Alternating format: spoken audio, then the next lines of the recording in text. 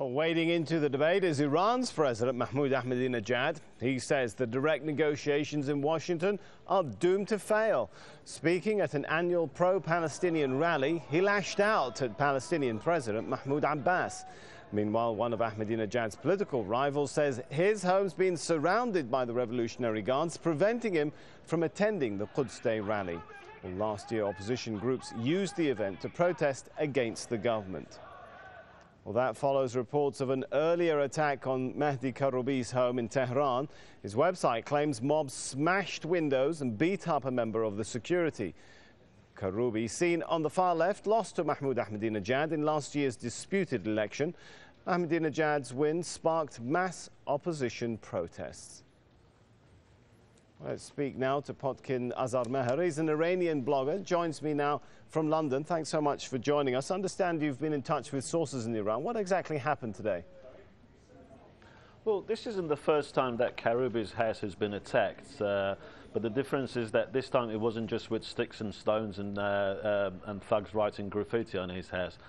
This time they went for an all-attack. They were shooting at the house. Since 5 days ago, Karroubi's house has been surrounded by the Basij and by the security forces after he announced that he will be taking part in the annual al-Quds Day, the Jerusalem Day, which was, as you said, hijacked by the Green protesters last year. This would have given a focal point to the Green movement for them to appear wherever Karroubi is going, and this is why they wanted to prevent this. So the house was surrounded, and then last night they're really going for him. They were shooting at the house, as you said. The head of his bodyguard team, Ali Yari, who's been with him for the last 20 years. From what I've heard, he was shot in the leg, and then he was beaten up with truncheons and sticks, and he's in a critical condition in hospital at the moment. Just to clarify the situation, though, apparently the reports say that it was the Basij, one unit of the security forces, the Basij, which attacked his home, and they were later prevented by other security forces that arrived at the scene. Is this an official attempt to target Karroubi, or was this perhaps a rogue element of the Basij?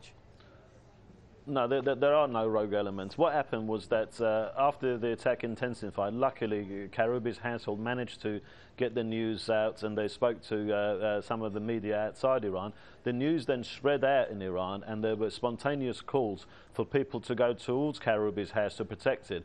This is what then frightened the regime, and this is why they called the anti-riot guards to come and be stationed outside the house and stop the clashes. They then said to Karroubi that he's not safe in the house, and they wanted to take him to another location. However, Karroubi resisted and saying that I'm not moving from here. And since then, Karroubi is then issued, since the clashes stopped, Karroubi then has asked people not to come towards his house in fear of some bloodshed happening. Right now, all the streets leading to Karroubi's house are now blocked and surrounded by security forces. I think this just goes to show that the regime is still scared of the Green movement, and there is a Green movement still alive in Iran. Otherwise, they would have just allowed Karroubi to go to attend the al-Quds parades, knowing that nothing would happen. But the very fact that they've taken these drastic measures. Let's look at it from another perspective. Does the action by the security forces also underline just how successful they have been in paralyzing the Green movement?